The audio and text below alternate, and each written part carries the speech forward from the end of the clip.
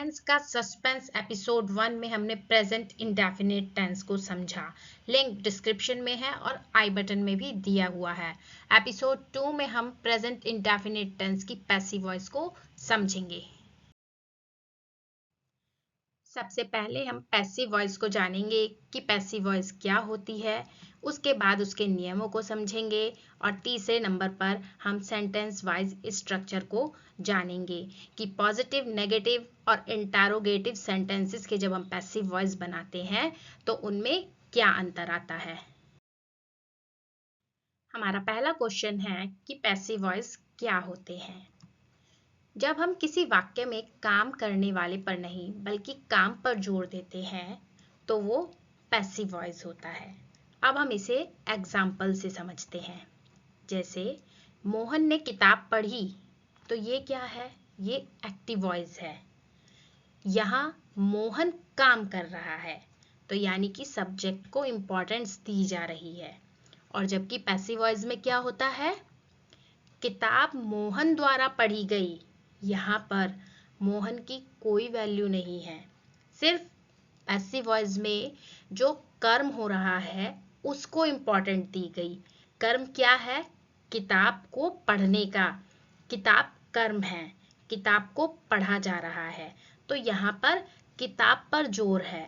तो एक्टिव और passive voice में दोनों में क्या अंतर है कि एक्टिव में हमारा सब्जेक्ट पर जोर होता है, सारी कंट्रोलिंग सब्जेक्ट पर होती है, और जबकि पैसिव वॉइस में जो हमारा ऑब्जेक्ट है वो इम्पॉर्टेंट होता है। तो पैसिव वॉइस की डेफिनेशन सिर्फ इतनी ही है कि जब हम किसी वाक्य में काम करने वाले पर नहीं बल्कि काम पर जोर देते हैं तो वो पैसिव वॉइस कहलाती है। अब हम पैसिव वॉइस के रूल्स को समझते हैं। आपको पता है बच्चों, जब हम एक्टिव को, सेंटेंस को ट्रांसलेट करते हैं तो उसका स्ट्रक्चर हम क्या बनाते हैं? Subject plus verb plus object. अब हम पैसिव वॉइस के रूल को इस स्ट्रक्चर के माध्यम से समझेंगे। ये तो हो गया आपका एक्टिव वॉइस का स्ट्रक्चर। अब पैसिव वॉइस का स्ट्रक्चर क्या बनेगा? पैसिव वॉइस का स्ट्रक्चर बनता है object plus helping verb plus past participle plus by subject. अब इसको समझ लीजिए कि ये सब क्या है। जब हम एक्टिव वॉइस से पैसिव वॉइस को कन्वर्ट करते हैं तो ये जो हमारा सब्जेक्ट है ये उठकर ऑब्जेक्ट के प्लेस पर चला जाता है। ऑब्जेक्ट है ना ऊपर एक्टिव वॉइस का, ऑब्जेक्ट के प्लेस पर चला जाता है और उससे ठीक पहले बाय लिखा जाता है, और जो आपका ऑब्जेक्ट है वो आपका सब्जेक्ट के प्लेस पर चला जाता है। एक पहला चेंज तो ये हो गया कि सब्जेक्ट और ऑब्जेक्ट जब हम पैसिव वॉइस बनाते हैं तो अपने प्लेसेस चेंज कर लेते हैं। दूसरी चेंज क्या है कि जब हम पैसिव वॉइस बनाते हैं तो हेल्पिंग वर्ब का प्रयोग अकॉर्डिंग टू टेंस जरूर करते हैं। तीसरा चेंज क्या है कि जब हम पैसिव वॉइस बनाते हैं तो वो हमेशा पास्ट पार्टिसिपल का यूज करके बनाते हैं। अब यहाँ पर क्वेश्चन जनरेट होता है कि ma'am what is past participle. तो चलिए अब इस डाउट को भी क्लियर करते हैं। अब हम पास्ट पार्टिसिपल को समझते हैं। बच्चों आप सभी को पता है वर्ब की 3 फॉर्म होती हैं, वर्ब की फर्स्ट फॉर्म, सेकंड फॉर्म और थर्ड फॉर्म। वर्ब की फर्स्ट फॉर्म को इन्फिनेटिव बोलते हैं, सेकंड फॉर्म को सिंपल पास्ट बोलते हैं और थर्ड फॉर्म को पास्ट पार्टिसिपल बोलते हैं। वर्ब की सेकंड फॉर्म को सिंपल पास्ट क्यों बोलते हैं? क्योंकि ये केवल पास्ट टेंस में ही इस्तेमाल होती है। और जो वर्ब की थर्ड फॉर्म होती है उसका एक नाम पास्ट पार्टिसिपल भी है। ये पिछली स्लाइड में मैंने वर्ब की थर्ड फॉर्म ना लिख के पास्ट पार्टिसिपल इसलिए लिखा कि अगर कल को आप बुक में कहीं ये पढ़ लेते हो कि जब हम पैसिव वॉइस बनाते हैं तो object plus helping verb plus past participle plus by plus subject का इस्तेमाल करते हैं, तो आप ये कहोगे कि हमें तो वर्ब की थर्ड फॉर्म बताई थी, यहाँ पर तो पास्ट पार्टिसिपल लिखा है। तो इस डाउट को क्लियर करने के लिए मैं यहाँ पर आपको समझा रही हूँ कि वर्ब की थर्ड फॉर्म और पास्ट पार्टिसिपल एक ही होता है। अब हम इसको कुछ वर्ब के माध्यम से भी समझेंगे, जैसे ईट, एट, ईटन। तो इटन क्या है? पास्ट पार्टिसिपल, वर्ब की थर्ड फॉर्म है। सी सा सीन, तो इसमें सीन क्या है? पास्ट पार्टिसिपल, वर्ब की थर्ड फॉर्म है। अब जो हमारा पैसिव वॉइस का स्ट्रक्चर है, हम उसे ऐसे भी लिख सकते हैं, object plus helping verb plus past participle plus by plus subject, या फिर हम उसको इस तरीके से भी लिख सकते हैं, ऑब्जेक्ट प्लस हेल्पिंग वर्ब जो भी टेंस के अकॉर्डिंग यूज होती है, प्लस वर्ब की थर्ड फॉर्म। ध्यान दीजिए, पास्ट पार्टिसिपल और वर्ब की थर्ड फॉर्म एक ही बात है, प्लस बाई और प्लस सब्जेक्ट। तो ये तो आपको क्लियर हो गया कि पैसिव वॉइस का स्ट्रक्चर कैसे बनता है। ये मैंने आपको कॉमन स्ट्रक्चर बताया है, जो जितने भी टेंस हैं उनमें एक कॉमन चीज यूज होती है। अब टेंस वाइज इस स्ट्रक्चर को हम आगे समझेंगे। अब हम प्रेजेंट इंडेफिनिट टेंस के पैसिव वॉइस के नियमों को समझेंगे कि प्रेजेंट इंडेफिनिट टेंस के पैसिव वॉइस कैसे बनाते हैं। पहले हम एक बार प्रेजेंट इंडेफिनिट टेंस के नियमों को देख लेते हैं।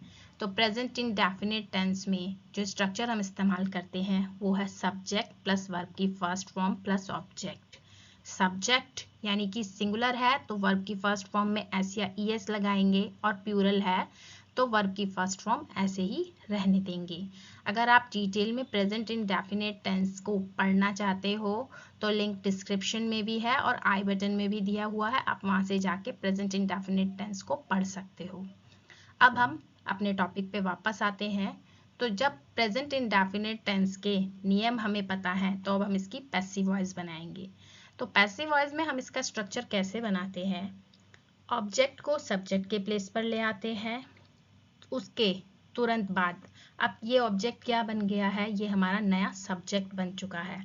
अब इसके तुरंत बाद हेल्पिंग वर्ब इज, आर और एम का प्रयोग करना है। प्रेजेंट इंडेफिनिट टेंस के पैसिव वॉइस में हेल्पिंग वर्ब इज, आर और एम का प्रयोग किया जाता है। उसके तुरंत बाद जो मेन वर्ब है, जो अभी तक आप वर्ब की फर्स्ट फॉर्म इस्तेमाल कर रहे थे, वो पास्ट पार्टिसिपल यानी कि वर्ब की थर्ड फॉर्म में कन्वर्ट हो जाती है। इसके बाद हम आगे क्या करते हैं कि जो हमारा सब्जेक्ट था वो ऑब्जेक्ट के प्लेस पर जाकर ऑब्जेक्ट की फॉर्म में कन्वर्ट हो जाता है, और उससे ठीक पहले बाई का इस्तेमाल होता है।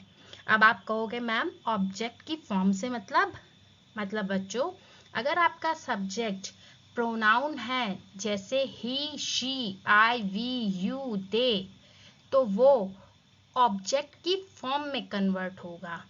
आगे मैंने इसका एक चार्ट दिया हुआ है, आप उसको एक बार जरूर देखें, जिससे आपको क्लियर हो जाएगा कि प्रोनाउन किस प्रकार बदला जाएगा जब वो ऑब्जेक्ट के प्लेस पर जाएगा। अभी आप धीरे धीरे आगे पढ़ोगे तो आपको क्लियर होता जाएगा। ये आपका कन्वर्जन चार्ट है।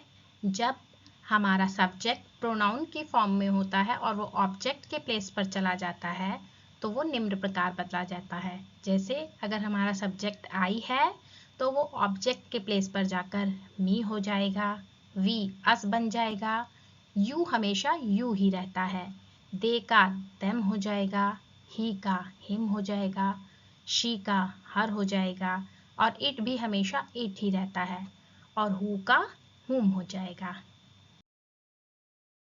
अब बारी आती है सेंटेंस वाइज पैसिव वॉइस के स्ट्रक्चर को समझने की, जो कि हमने पॉजिटिव, नेगेटिव और इंटरोगेटिव 3 भागों में डिवाइड किया है। हमारा पहला सेंटेंस है I buy books from the market. सबसे पहले किसी भी सेंटेंस को पढ़ने के बाद हमें फर्स्ट एक्शन क्या लेना है? Recognise the sentence. सेंटेंस को पहचानना है कि वो पॉजिटिव है, नेगेटिव है या फिर आपका इंटरोगेटिव सेंटेंस है। अभी हम केवल पॉजिटिव सेंटेंस पढ़ रहे हैं और हमें ये पता भी है कि ये पॉजिटिव सेंटेंस है, लेकिन जब हम मिसलेनियस एक्सरसाइजेस करेंगे तो हमारा फर्स्ट स्टेप क्या होना चाहिए कि जैसे ही सेंटेंस हमारे सामने आता है हम पहले उसको रिकॉग्नाइज करेंगे कि ये पॉजिटिव, नेगेटिव या फिर इंटरोगेटिव कौन सा सेंटेंस है। तो गिवन सेंटेंस हमारा पॉजिटिव सेंटेंस है। इसके बाद जो हमारा सेकंड स्टेप होगा वो होगा स्ट्रक्चर। अब हम इसका स्ट्रक्चर तैयार करेंगे। यहाँ पर मैं आपको एक्टिव से पैसिव वॉइस डिटेल में समझा रही हूँ। इसको करने के बाद मुझे नहीं लगता कि आप कभी भी एक्टिव से पैसिव वॉइस का स्ट्रक्चर यानी बेस बनाने में, नियम की बात दूसरी है, नियम तो याद करने ही पड़ेंगे, आप कहीं भी गलती करेंगे। तो अब सेकंड स्टेप हो गया हमारा स्ट्रक्चर। स्ट्रक्चर में हमने क्या लिया? सब्जेक्ट, वर्ब और ऑब्जेक्ट। हमें केवल गिवन सेंटेंस के सब्जेक्ट को देखना है, वर्ब को देखना है और ऑब्जेक्ट को देखना है। तो हमारा जो गिवन सेंटेंस है, I buy books from the market, इसमें हमारा सब्जेक्ट क्या है? आई, वर्ब क्या है हमारी? बाई, और ऑब्जेक्ट क्या है हमारा? बुक्स। और ये जो फ्रॉम द मार्केट लिखा हुआ है ये है remaining part of the sentence. लेकिन पैसिव वॉइस बनाते समय केवल हमें तीन ही चीजें देखनी है, सब्जेक्ट, वर्ब और ऑब्जेक्ट। अब हमने सेंटेंस को रिकॉग्नाइज कर लिया, स्ट्रक्चर भी बना लिया। अब हमारा अगला स्टेप है रिकॉग्नाइज द टेंस। हमें टेंस को रिकॉग्नाइज करना होगा कि ये गिवन टेंस कौन सा है। अभी आपको पता है कि आप सिंपल प्रेजेंट टेंस के पैसिव वॉइस को बना रहे हो, लेकिन आपको मिसलेनियस एक्सरसाइज में नहीं पता होगा कि ये कौन सा टेंस है। तो आप शुरू से फर्स्ट डे से ही अपना बेस बनाकर चलिए कि हमें पहले सेंटेंस रिकॉग्नाइज करना है, फिर स्ट्रक्चर तैयार करना है, उसके बाद टेंस को पहचानना है कि कौन सा टेंस है। तो आई के साथ बाई लिखा हुआ है, यानी कि वर्ब की फर्स्ट फॉर्म का प्रयोग हुआ है आई के साथ। आई यानी कि आई के साथ बाई वर्ब की फर्स्ट फॉर्म कौन से टेंस में यूज होती है? सिंपल प्रेजेंट टेंस में। इसके बाद जब आपको पता चल गया कि ये कौन सा टेंस है, अब हम इसका पैसिव वॉइस बनाएंगे। ये सारी चीजें जो आपको लग रहा है कि एक एक्टिव से पैसिव वॉइस को बनाने के लिए इतना झंझट कौन पालेगा, ये सिर्फ आपको विद इन अ सेकेंड अपने माइंड में सारी चीजें तैयार करनी है, किसी पेपर पे नहीं लिखनी है।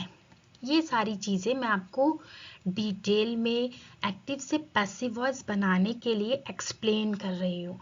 ये नहीं है कि एग्जाम में आपको बनाने बैठना है। प्रैक्टिस करते करते आपके माइंड में ही ये सारी चीजें खुद इतनी अच्छी तरीके से सेट हो जाएंगी कि आप फटाफट से एक्टिव से पैसिव वॉइस कन्वर्ट कर दोगे। अब जब हमने एक्टिव वॉइस से इतनी इंफॉर्मेशन ले ली है, तो जब हम इसका पैसिव वॉइस बनाएंगे तो पैसिव वॉइस का पहला नियम क्या है कि सब्जेक्ट को ऑब्जेक्ट के प्लेस पर लिखेंगे। ठीक, उससे ठीक पहले हम बाई लगाते हैं। उसके बाद अगला स्टेप, ऑब्जेक्ट को, ये जो हमारा ऑब्जेक्ट है इसको हम सब्जेक्ट के प्लेस पर ले आएंगे। तो अब देखिए कि हमारा ऑब्जेक्ट क्या था? बुक्स, जो कि अब सब्जेक्ट के प्लेस पर लिखा गया है। और हमारा सब्जेक्ट क्या था? आई, जो कि अब हमने ऑब्जेक्ट के प्लेस पर लिख दिया है और उससे ठीक पहले बाई का प्रयोग किया है। क्योंकि हमने सब्जेक्ट को ऑब्जेक्ट बनाया है, इसलिए आई का क्या हो गया? मी। अभी जस्ट पहले मैंने आपको एक चार्ट दिखाया था, वही चार्ट एक बारी आप देख लेना। अब हमने सब्जेक्ट और ऑब्जेक्ट के प्लेसेस चेंज कर दिए पैसिव वॉइस बनाने के लिए। देन हम क्या करेंगे कि वर्ब की थर्ड फॉर्म का प्रयोग करेंगे।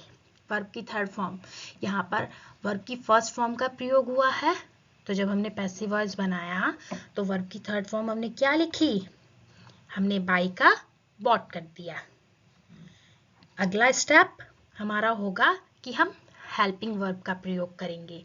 हमने पढ़ा था ना कि जब हम सिंपल प्रेजेंट टेंस के पैसिव वॉइस को बनाते हैं तो हम हेल्पिंग वर्ब का भी प्रयोग करते हैं, इज, आर और एम का। लेकिन हेल्पिंग वर्ब हम सब्जेक्ट के अकॉर्डिंग प्रयोग करते हैं। यहाँ पर हमारा जो नया सब्जेक्ट है वो क्या है? बुक्स। वो एक प्लूरल है। तो बुक्स के साथ क्या लगाएंगे हेल्पिंग वर्ब? आर। तो अब हमारा पैसिव वॉइस तैयार होके आ गया है। तो हमारा पैसिव वॉइस बन गया है बुक्स आर बॉट बाय मी, और ये क्या है हमारा? From the market. Remaining part of the sentence इसको एज इट इज उतार देंगे, इसमें कोई चेंज नहीं होगा। तो हमारा पैसिव वॉइस बन गया बुक्स आर बॉट बाय मी। सिर्फ आपको इतना ही करना है।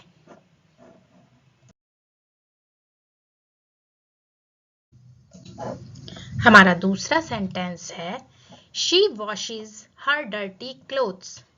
तो क्या करना है आपको? First step, recognise the sentence, positive, negative या फिर इंटरोगेटिव। आपको क्लियर है कि एक पॉजिटिव सेंटेंस है क्योंकि नॉट नहीं आ रहा और ना ही कोई WH टाइप वर्ड है। इसके बाद आपको क्या करना है? स्ट्रक्चर बनाना है। स्ट्रक्चर में हम 3 चीजें देखेंगे, सब्जेक्ट, वर्ब और ऑब्जेक्ट। सब्जेक्ट क्या है हमारा? शी, वर्ब वॉशेज और ऑब्जेक्ट हो गया हमारा हर डर्टी क्लोथ्स। अब रिकॉग्नाइज द टेंस। अब हम टेंस को रिकॉग्नाइज करेंगे कि गिवन सेंटेंस कौन सा टेंस है। शी वॉशेज, शी के साथ वर्ब की फर्स्ट फॉर्म में एस लगा हुआ है, तो ऐसा तो केवल सिंपल प्रेजेंट टेंस में ही होता है। तो अब हमने अपने गिवन सेंटेंस से इंफॉर्मेशन कलेक्ट कर ली है जो हमें चाहिए थी। अब हम इसका पैसिव वॉइस बनाएंगे। तो पैसिव वॉइस का पहला नियम, सब्जेक्ट को ऑब्जेक्ट की जगह और ऑब्जेक्ट को सब्जेक्ट की जगह लिख देते हैं। तो यहाँ पर हमारा ऑब्जेक्ट क्या है? हर डर्टी क्लोथ्स, और सब्जेक्ट शी। जब शी को हम ऑब्जेक्ट के प्लेस पर लाएंगे तो वो हो जाएगा हर। इसके बाद हमें क्या करना है? ये मैं वो नियम बता रही हूँ जो हर पैसिव वॉइस को बनाते समय आपको 100% यूज करने ही है। सेकंड स्टेप आपका है वर्ब की थर्ड फॉर्म। वर्ब की थर्ड फॉर्म लिखनी है। वॉश का क्या हो जाएगा? ये वॉशेस जो लिखा हुआ है इसकी फर्स्ट फॉर्म वॉश थी, तो थर्ड फॉर्म में जब हम इसे कन्वर्ट करेंगे तो ये वॉश्ड हो जाएगा। इसके बाद हमें हेल्पिंग वर्ब देखनी है क्योंकि ये एक सिंपल प्रेजेंट टेंस है और इसमें हेल्पिंग वर्ब इज, आर और एम लगेगी हमारे नए सब्जेक्ट के अकॉर्डिंग। तो ये नया सब्जेक्ट हमारा क्या है? हर डर्टी क्लोथ्स। तो प्लूरल है, तो प्लूरल के अकॉर्डिंग हम यहाँ पर आर लगा देते हैं। तो अब हमारा पैसिव वॉइस क्या बन गया? Her dirty clothes are washed by her.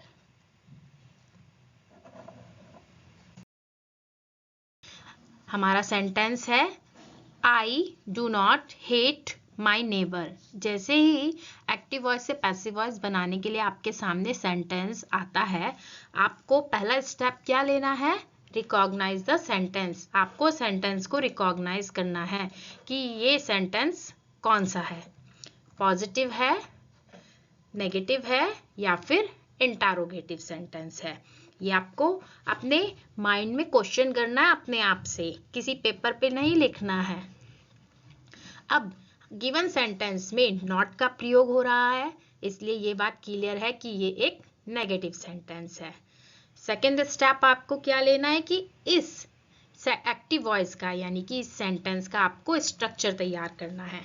Structure के लिए हम 3 चीजों को देखते हैं, सब्जेक्ट, वर्ब और ऑब्जेक्ट। क्योंकि गिवन सेंटेंस में हमारे पास हेल्पिंग वर्ब भी है तो हेल्पिंग वर्ब को भी लिखेंगे, और ये चीज आपको अच्छे से पता है कि हेल्पिंग वर्ब और मेन वर्ब के बीच में नॉट का प्रयोग होता है नेगेटिव सेंटेंस को बनाने के लिए। तो अब हमारा सब्जेक्ट है आई, हेल्पिंग वर्ब हमारी डू है, नॉट मेन वर्ब और हेल्पिंग वर्ब के बीच में लिखा हुआ है, मेन वर्ब हमारी हेट है और ऑब्जेक्ट हमारा माई नेबर है। इसके बाद जब आपके पास स्ट्रक्चर बन गया, आपने सेंटेंस को रिकॉग्नाइज कर लिया कि ये कौन सा सेंटेंस है, अब हम करेंगे टेंस को रिकॉग्नाइज कि ये कौन सा टेंस है। अभी आप सिंपल प्रेजेंट टेंस के पैसिव वॉइस बना रहे हो, आपको हर चीज क्लियर है कि ये सिंपल प्रेजेंट टेंस ही है।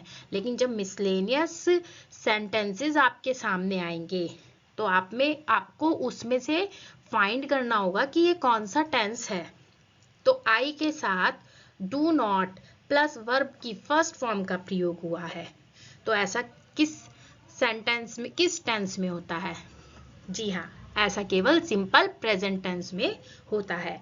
अब आपको सेंटेंस क्लियर है, स्ट्रक्चर आपका क्लियर है और आपको ये भी पता है कि ये कौन सा टेंस है। अब हम इसकी पैसिव वॉइस बनाएंगे। लेकिन बच्चों ये चीज ध्यान रखना कि ये जो एक्सप्लेनेशन है मैं आपको समझाने के लिए दे रही हूँ, ये आपको अपने माइंड के अंदर एग्जाम में तुरंत तैयार करनी है। आप किसी पेपर पे लिखने नहीं बैठना, वरना लिखते ही रह जाओगे एक्सप्लेनेशन और एक्टिव से पैसिव बनाने में देर हो जाएगी। तो ये केवल आप प्रैक्टिस करके सिर्फ आपको अपने माइंड में ये कैलकुलेशन करनी है, ये चार्ट तैयार करना है। अब जब इतना डाटा हमारे पास कलेक्ट हो गया तो हम अब इसकी पैसिव वॉइस बनाते हैं। पैसिव वॉइस का पहला नियम क्या है कि सब्जेक्ट को ऑब्जेक्ट के प्लेस पर ले आते हैं और उससे ठीक पहले बाई लगाते हैं और ऑब्जेक्ट को सब्जेक्ट के प्लेस पर लिख देते हैं। अब यहाँ पर हमारा ऑब्जेक्ट क्या है? हमारा ऑब्जेक्ट है माई नेबर। तो माई नेबर को हम सब्जेक्ट के प्लेस पर लिख देंगे, लिख दिया। और जो हमारा सब्जेक्ट है, यहाँ पर सब्जेक्ट हमारा आई है, आई जो कि एक प्रोनाउन है। तो प्रोनाउन को मैंने अभी आपको पीछे एक चार्ट दिखाया था कि अगर सब्जेक्ट प्रोनाउन है तो जब हम उसको ऑब्जेक्ट के प्लेस पर ले जाएंगे तो वो ऑब्जेक्ट की फॉर्म में कन्वर्ट हो जाएगा। तो यहाँ पर आई का क्या हो जाएगा? मी, और उससे ठीक पहले बाई का प्रयोग होगा। फर्स्ट चीज। सेकंड चीज हम क्या करेंगे कि वर्ब की थर्ड फॉर्म का इस्तेमाल करेंगे जब हम इसका पैसिव वॉइस बनाएंगे। तो हेट का क्या हो जाएगा? हेट का हेटेड हो जाएगा। इतना क्लियर है? अब नेक्स्ट हम हेल्पिंग वर्ब का प्रयोग करेंगे। यहाँ पर पैसिव वॉइस बनाते समय जो हम हेल्पिंग वर्ब लगाएंगे वो सिंपल प्रेजेंट टेंस के पैसिव वॉइस के नियम के अकॉर्डिंग लगाएंगे। और सिंपल प्रेजेंट टेंस का पैसिव वॉइस का नियम कहता है कि इसमें हेल्पिंग वर्ब इज, आर और एम का प्रयोग होता है जो कि हमारे सब्जेक्ट के अकॉर्डिंग होता है। तो यहाँ पर आज की डेट में हमारे पास क्या है? Subject my neighbour. Given sheet में जो सब्जेक्ट लिखा हुआ है वो माई नेबर लिखा हुआ है। तो माई नेबर के अकॉर्डिंग यहाँ पर हेल्पिंग वर्ब लगाएंगे। तो माई नेबर के साथ हम हेल्पिंग वर्ब लिखेंगे इज, क्योंकि ये एक सिंगुलर है। देन आपको पता है कि हेल्पिंग वर्ब और मेन वर्ब के बीच में नॉट का प्रयोग होता है, तो आप नॉट लिख दोगे। तो आपका ये पैसिव वॉइस बन गया, my neighbour is not hated by me. अब अगला सेंटेंस देखते हैं। अगला सेंटेंस है she does not like me. Sentence को रीड किया, recognise the sentence, positive, negative या फिर इंटरोगेटिव। क्योंकि गिवन सेंटेंस में नॉट का प्रयोग हो रहा है तो इसका मतलब क्लियर है कि ये एक नेगेटिव सेंटेंस है। इसके बाद हम इसका स्ट्रक्चर तैयार करते हैं। स्ट्रक्चर के लिए 3 चीजें देखनी है, सब्जेक्ट, वर्ब और ऑब्जेक्ट। वर्ब आपको पता है 2 तरह की होती है, मेन वर्ब और हेल्पिंग वर्ब। और नेगेटिव सेंटेंस में मेन वर्ब और हेल्पिंग वर्ब के बीच में नॉट का प्रयोग होता है। तो गिवन सेंटेंस में हमारे पास हेल्पिंग वर्ब भी है और मेन वर्ब भी है। तो हमारा स्ट्रक्चर बनता है she does not like me. She हमारा सब्जेक्ट है, हेल्पिंग वर्ब डज है, मेन वर्ब लाइक है और दोनों के बीच में नॉट लिखा हुआ है और ऑब्जेक्ट हमारा मी है। इसके बाद आपको क्या करना है? Recognise the tense. टेंस को रिकॉग्नाइज करना है कि ये जो टेंस लिखा हुआ है, ये जो सेंटेंस लिखा हुआ है, ये कौन सा है। तो शी के साथ डज नॉट का प्रयोग हो रहा है और वर्ब की फर्स्ट फॉर्म लिखी हुई है। तो ऐसा तो केवल सिंपल प्रेजेंट टेंस में होता है। इतना क्लियर हो गया। अब हम इसका पैसिव वॉइस बनाएंगे। तो पैसिव वॉइस बनाने के लिए फर्स्ट स्टेप क्या है आपका कि सब्जेक्ट को ऑब्जेक्ट के प्लेस पर लिखेंगे और उससे ठीक पहले बाई का प्रयोग करेंगे और ऑब्जेक्ट को सब्जेक्ट के प्लेस पर लिख देंगे। यहाँ पर गिवन सेंटेंस में हमारा सब्जेक्ट क्या है, शी, और ऑब्जेक्ट क्या है, मी। तो मी को हम जब सब्जेक्ट बनाएंगे तो वो क्या बन जाएगा, वो आई में कन्वर्ट हो जाएगा, आई प्रोनाउन में कन्वर्ट हो जाएगा। क्यों, मैंने आपको पीछे चार्ट दिखाया था जिसमें दिया हुआ था कि प्रोनाउन को जब हम ऑब्जेक्ट के प्लेस पर लिखेंगे तो वो ऑब्जेक्ट में कन्वर्ट हो जाएगा और जब ऑब्जेक्ट को सब्जेक्ट के प्लेस पर लिखेंगे तो वो सब्जेक्ट में कन्वर्ट होगा। जैसे मी अगर ऑब्जेक्ट है, जब वो सब्जेक्ट बनेगा तो वो आई हो जाएगा।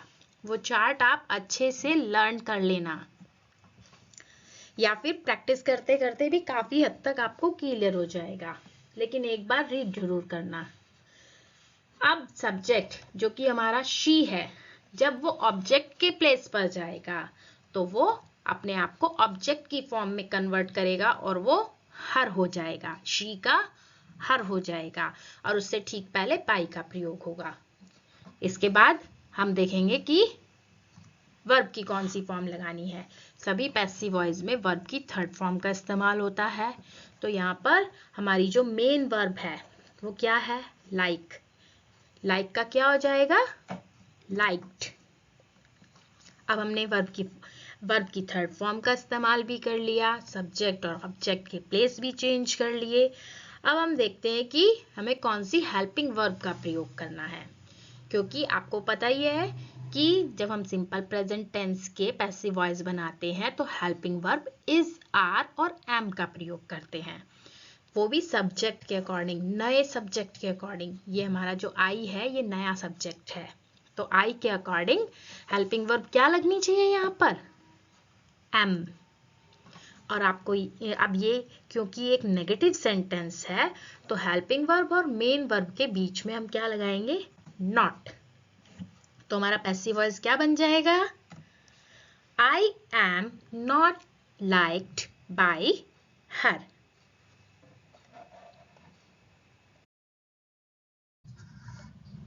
हमारा सेंटेंस है why do they celebrate this festival. Sentence को रीड करने के साथ सबसे पहला स्टेप हमारा होता है recognise the sentence, means positive है, नेगेटिव है या फिर ये एक इंटरोगेटिव सेंटेंस है।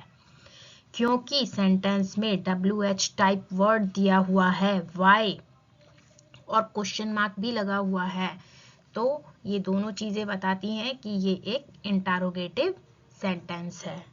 सेकंड, आप इसका स्ट्रक्चर तैयार करोगे। स्ट्रक्चर में हम क्या देखते हैं, स्ट्रक्चर में हम देखते हैं सब्जेक्ट, वर्ब और ऑब्जेक्ट को, लेकिन ये एक इंटरोगेटिव सेंटेंस है तो उसके अकॉर्डिंग ही हम इसका स्ट्रक्चर भी बनाएंगे। स्ट्रक्चर जो ऊपर गिवन सेंटेंस होता है उसके अकॉर्डिंग ही माइंड में बनाया जाता है। तो सबसे पहले हमारा क्या दिया हुआ है गिवन सेंटेंस में, WH type word, then helping verb लिखी हुई है तो हम हेल्पिंग वर्ब लिखेंगे, देन सब्जेक्ट है और उसके बाद मेन वर्ब लिखी हुई है और फिर रिमेनिंग पार्ट यानी कि द ऑब्जेक्ट लिखा हुआ है। तो हमारा स्ट्रक्चर बनके तैयार हो गया गिवन सेंटेंस का, why do they celebrate this festival. WH type word क्या है हमारा, why, helping verb do, subject they, main verb celebrate लिखी हुई है और ऑब्जेक्ट हमारा फाइंड हो गया है दिस फेस्टिवल।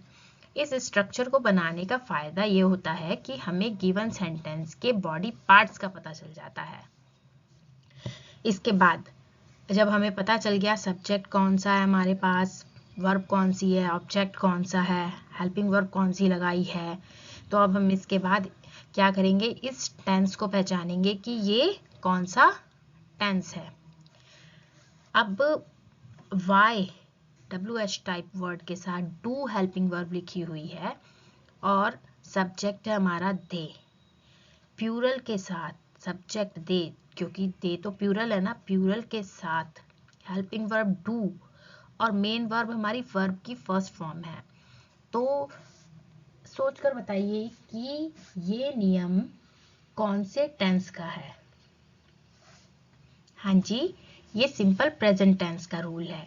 उसमें सब्जेक्ट के साथ वर्ब की फर्स्ट फॉर्म का इस्तेमाल होता है और सभी नेगेटिव और इंटरोगेटिव सेंटेंसेस को जब हम बनाते हैं तो हेल्पिंग वर्ब डू और डज का प्रयोग होता है।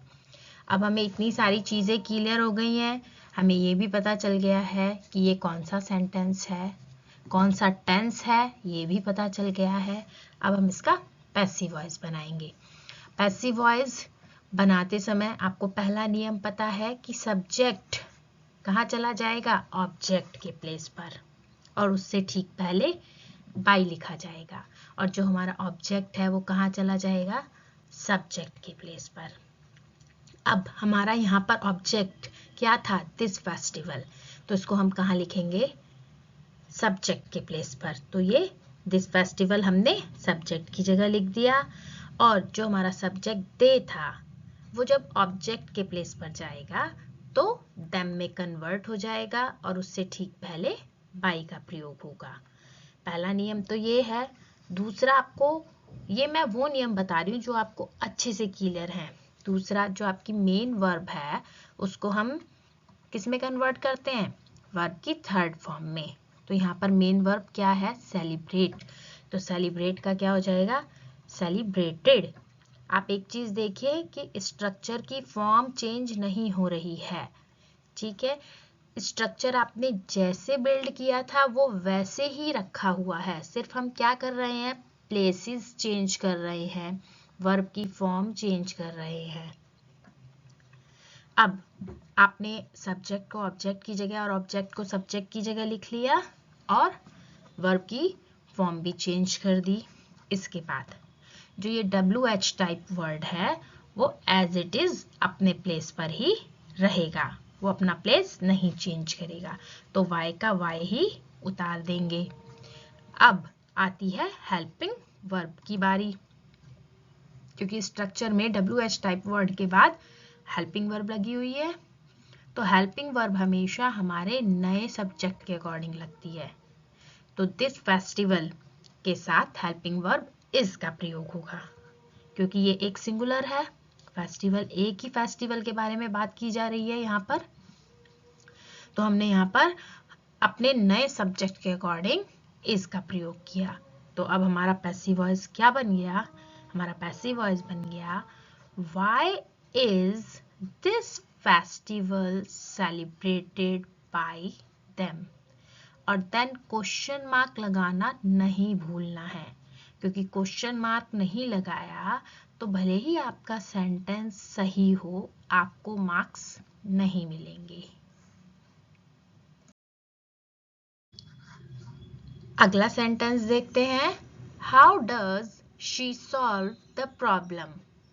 सेंटेंस को रीड किया, रिकॉग्नाइज द सेंटेंस कि ये पॉजिटिव है, नेगेटिव है, या फिर ये एक इंटरोगेटिव सेंटेंस है। क्लियर है? हाउ, ये आपका क्वेश्चन वाला वर्ड आ रहा है, हाउ यानी कि क्वेश्चन किया जा रहा है और क्वेश्चन मार्क का निशान भी लगा हुआ है। तो क्लियर हो गया आपको कि ये एक इंटरोगेटिव सेंटेंस है। उसके बाद आप इसका स्ट्रक्चर तैयार करोगे।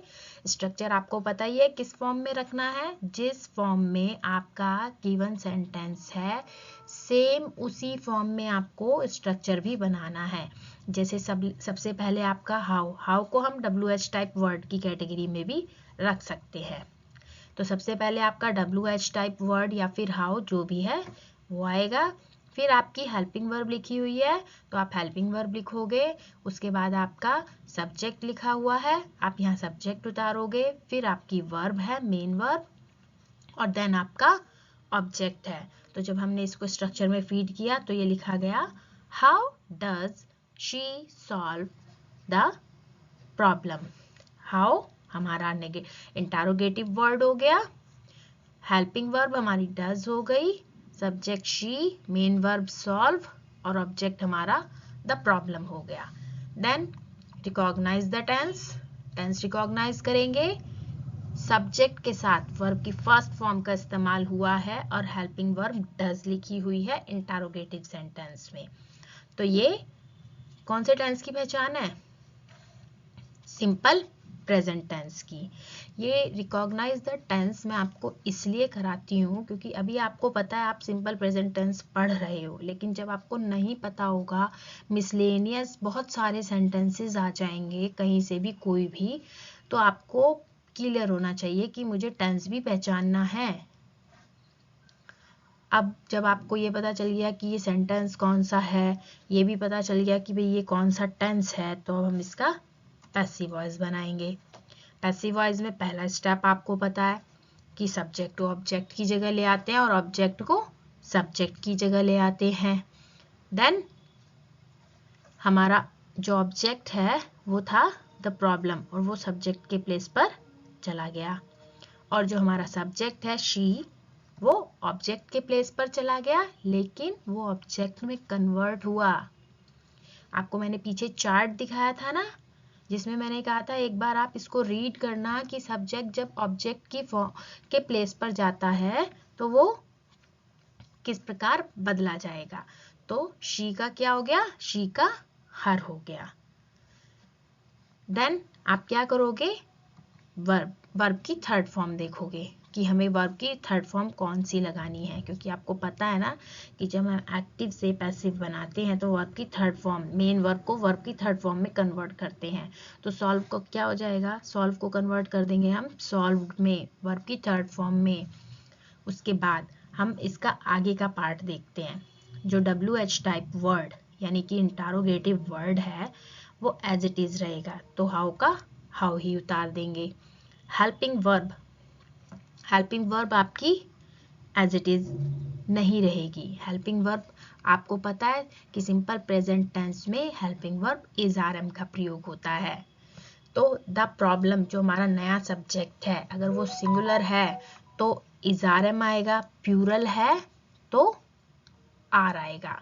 आई एम सॉरी, सिंगुलर है तो इज आएगा, प्लूरल है तो आर आएगा, और आई है तो एम आएगा, जो हमारा हेल्पिंग वर्ब लिखा जाएगा। यहाँ पर द प्रॉब्लम सिंगुलर है तो हम हेल्पिंग वर्ब इज का प्रयोग करेंगे। तो हमारा पैसिव वॉइस बन जाएगा how is the problem solved by her.